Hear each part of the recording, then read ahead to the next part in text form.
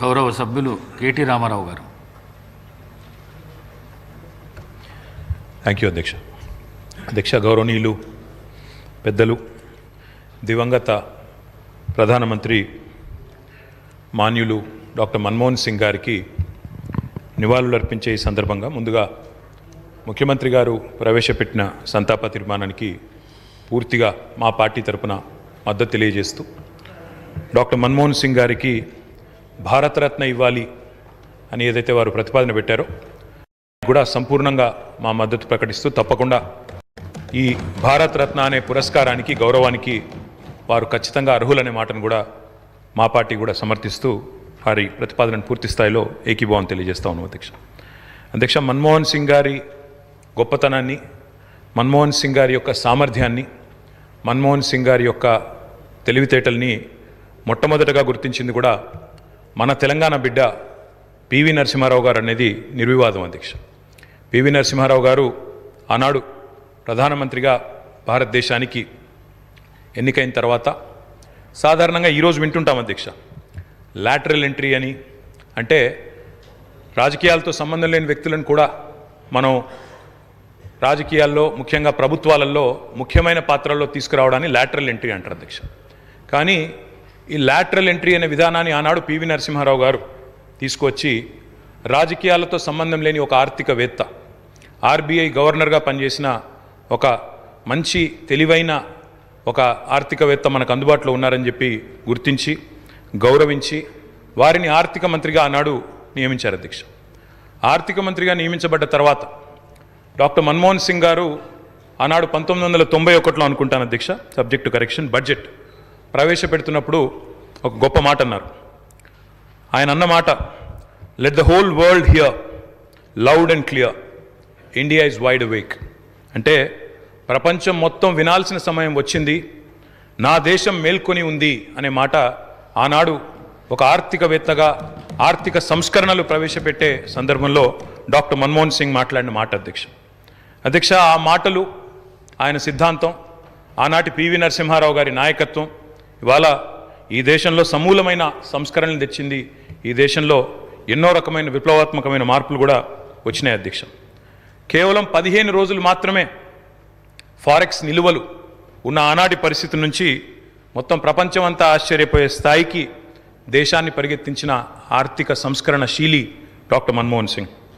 అనవసరపు డాంబికాలు, అనవసరపు ఆర్భాటాలు లేకుండా, హడావిడి లేకుండా సింపుల్ లివింగ్, హై థింకింగ్ అనే మాటకి పర్యాయ పదంగా డాక్టర్ మన్మోహన్ సింగ్ గారిని మనం చెప్పుకోవచ్చు అధ్యక్ష. అధ్యక్ష, loyalty is a very rate. Loyalty అనేది, విశ్వాసం అనేది ఇవాళ రాజకీయాల్లో చాలా అరుదైన పదం అధ్యక్ష. అట్లాంటిది తనకు అండగా నిలబడ్డ మరి కాంగ్రెస్ పార్టీకి జీవితాంతం సేవలు అందించిన ఒక మహానుభావుడు డాక్టర్ మన్మోహన్ సింగ్. ఎందుకంటే ఒక ఆర్థిక మంత్రిగా, తర్వాత ప్రధానమంత్రిగా 10 ఏళ్ల పాటు పనిచేసి మరి పూర్తి స్థాయిలో ఆ పార్టీ అధికారం కోల్పోయిన తర్వాత కూడా అంతే స్థాయిలో నమ్మకంగా, ఇందాక ముఖ్యమంత్రి గారు చెప్పినట్టు అవసరమైతే ప్రజాస్వామిక నిరసన కార్యక్రమాల్లో కూడా ఆ పార్టీ తరఫున ఒక సభ్యుడిగా పాల్గొన్న ఒక అభ్యుదయవాది, ఒక నిరాడంబర మనిషి డాక్టర్ మన్మోహన్ సింగ్. అధ్యక్ష, ఆయన ప్రధానమంత్రిగా ఉన్న కాలంలోనే మా నాయకుడు, మా పార్టీ అధ్యక్షులు, తెలంగాణ తొలి ముఖ్యమంత్రి కేసీఆర్ గారు దాదాపు ఒక 1.5 సంవత్సరాల కాలం పాటు వారి క్యాబినెట్లో మంత్రిగా కూడా పనిచేశారు అధ్యక్ష. మంత్రిగా పనిచేసే క్రమంలో ఆనాడు 2004లో కాంగ్రెస్ పార్టీతో పొత్తు పెట్టుకొని మరి ఆనాడు ఎన్నికల్లో గెలిచిన తర్వాత క్యాబినెట్లో భాగస్వామ్య పక్షాలను కూడా ఆహ్వానించి కేసీఆర్ గారి క్యాబినెట్ మంత్రిగా తీసుకున్న తర్వాత వెంటనే ఒక చిన్న చిక్కు సమస్య వచ్చింది అధ్యక్ష. కేసీఆర్ గారికి పోర్ట్ఫోలియో ఆనాడు షిప్పింగ్ పోర్ట్ఫోలియో ఇవ్వడం జరిగింది. ఇస్తే వెంటనే డిఎంకే వాళ్ళు, అప్పుడు వాళ్ళు ప్రధాన భాగస్వామ్య పక్షం యూపీఏలో, వాళ్ళు వెంటనే అభ్యంతరం లేవనెత్తినారు. మీరు మాకు కమిట్మెంట్ ఇచ్చారు, మాకు ప్రామిస్ ఇచ్చారు, మీరు వెంటనే మరి వారికి ఎట్లా ఇస్తారో అని అభ్యంతరం పెడితే కేసీఆర్ గారు ఒక్క క్షణం కూడా సంకోచించకుండా వెంటనే మన్మోహన్ సింగ్ గారి దగ్గరికి వెళ్ళి, డాక్టర్ గారు, నేను వచ్చింది పదవుల కోసమో పోర్ట్ఫోలియోల కోసమో కాదు, నేను వచ్చింది నా తెలంగాణ కోసం అని చెప్పి వారికి తిరిగి ఆ షిప్పింగ్ పోర్ట్ఫోలియోని ఇస్తే ఆ రోజు మన్మోహన్ సింగ్ గారు అన్న మాట అధ్యక్ష, చంద్రశేఖరరావు గారు, మీరు ఏ నిబద్ధతతో, ఏ సిద్ధాంతం కోసం, ఏ రాష్ట్రం కోసం అయితే వచ్చారో అది ఫలించాలి అని మనసారా నేను కోరుకుంటున్నాను. ఇవాళ ఈ నిర్ణయం మీరు ఏదైతే తీసుకున్నారో దీనివల్ల కూడా మీకు కూడా గొప్ప గుర్తింపు గౌరవం వస్తుంది, మీరు ఒక కర్మయోగిగా గుర్తించబడతారని చెప్పి కూడా వారు చెప్పడం జరిగింది. అధ్యక్ష, తదనంతరం 2004 నుంచి 14వ సంవత్సరంలో ఎప్పుడైతే తెలంగాణ రాష్ట్రం ఏర్పడ్డదో పెద్దలు చెప్తారు అధ్యక్ష, nothing can stop an idea who's time has come. అంటే ఒక గొప్ప ఆలోచనకు, ఒక అరుదైన సందర్భానికి సమయం వచ్చినప్పుడు ప్రపంచంలో ఏ శక్తి దాన్ని ఆపలేదు అధ్యక్ష.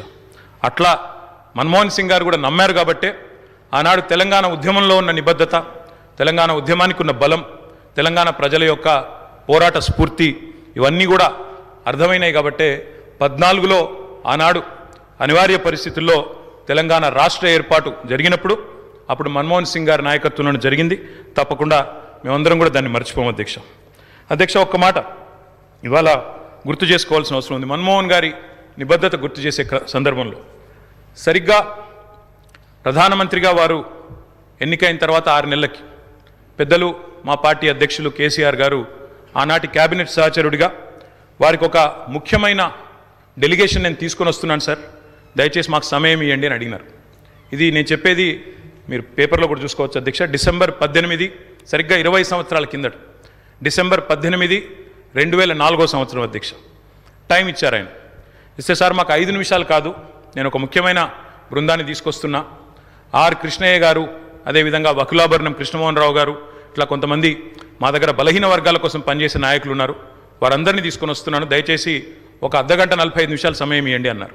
అంటే మన్మోహన్ సింగ్ గారి గొప్పతనం ఏంటంటే అధ్యక్ష, సమస్య తీవ్రత తెలుసుకున్న తర్వాత ఓబీసీలకు అన్ని రాష్ట్రాల్లో మంత్రిత్వ శాఖలు ఉన్నాయి, కేంద్రంలో కూడా ఓబీసీ వెల్ఫేర్ మినిస్ట్రీ పెట్టాలి అని మన్మోహన్ సింగ్ గారి దగ్గరికి కేసీఆర్ గారు డిసెంబర్ 18, 2004 నాడు ఒక బృందాన్ని తీసుకొని వెళ్తే 45 నిమిషాల సమయం ఇచ్చిన ప్రధానమంత్రి గారు గంటన్నర సేపు వారితో గడిపినారు అధ్యక్ష. గంటన్నర సేపు మొత్తం విషయం అర్థం చేసుకోవడానికి, అధ్యయనం చేయడానికి గంటన్నర సేపు వారితో గడిపి తప్పకుండా నేను చూస్తాను అని చెప్పి వారు చెప్పిన మాట కూడా నేను గుర్తు చేస్తూ ఉన్నా అధ్యక్ష.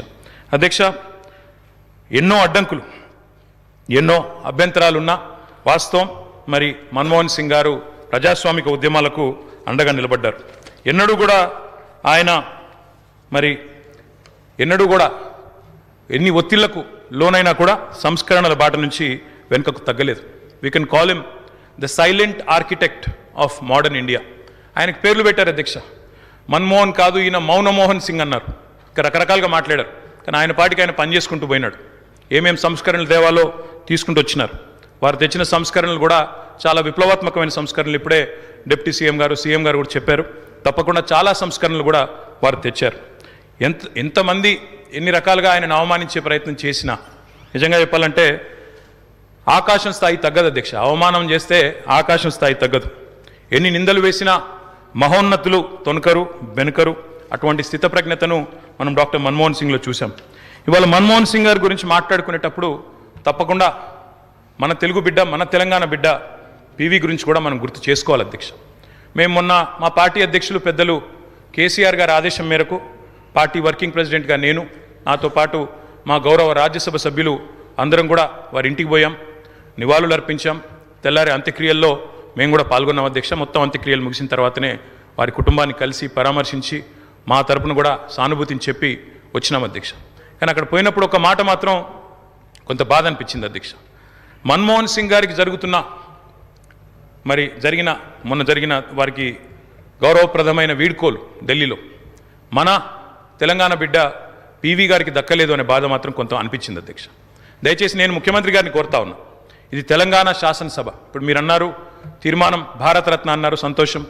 అదే మాదిరిగా విగ్రహం పెడదామన్నారు. తప్పకుండా ప్రభుత్వం ఎక్కడ వారు నిర్ణయిస్తే అక్కడ మేమందరం కూడా వస్తాం అధ్యక్ష. తప్పకుండా అట్లాంటి కార్యక్రమాల్లో కలిసి పాల్గొంటాం. కానీ పివి నరసింహారావు గారికి కూడా ఢిల్లీలో ఒక మెమోరియల్ ఏర్పాటు చేయాలని చెప్పి శాసనసభ తీర్మానిస్తే మన తెలంగాణ బిడ్డ, మన తెలుగు బిడ్డ, మనవాడు పివి గారికి కూడా సముచితమైన గౌరవం కేంద్ర ప్రభుత్వం ఇవ్వాలి అనే ఒక ప్రతిపాదన కూడా మన శాసనసభ నుండి పోతే బాగుంటుంది. ఎందుకంటే ఢిల్లీలో అందరు ప్రధానమంత్రులకు మెమోరియల్ ఉంది అధ్యక్ష, కానీ ఒక్క పివి గారికి లేదు. అదొక రకంగా మనకు అవమానం, మనకు తీరని లోటు. కాబట్టి ఈ తీర్మానంతో పాటు దాన్ని కూడా జతపరిచి పంపించినట్టయితే తప్పకుండా వారిని కూడా, ఎందుకంటే మన్మోహన్ గారిని రాజకీయాల్లోకి తెచ్చిందే పివి గారు, అట్లాంటి పివి గారికి కూడా ఒక మెమోరియల్ ఏర్పాటు చేయాలని శాసనసభ ఏకగ్రీవ తీర్మానం చేస్తే మన గౌరవం కూడా పెరుగుతుంది, మన సభ గౌరవం కూడా పెరుగుతుందనే మాట కూడా తెలియజేస్తూ ముఖ్యమంత్రి గారు పెట్టిన సంతాప తీర్మానానికి సంపూర్ణమైన మద్దతును, ఆ కుటుంబానికి మా ప్రగాఢమైన సానుభూతిని కూడా తెలియజేస్తాం అధ్యక్ష.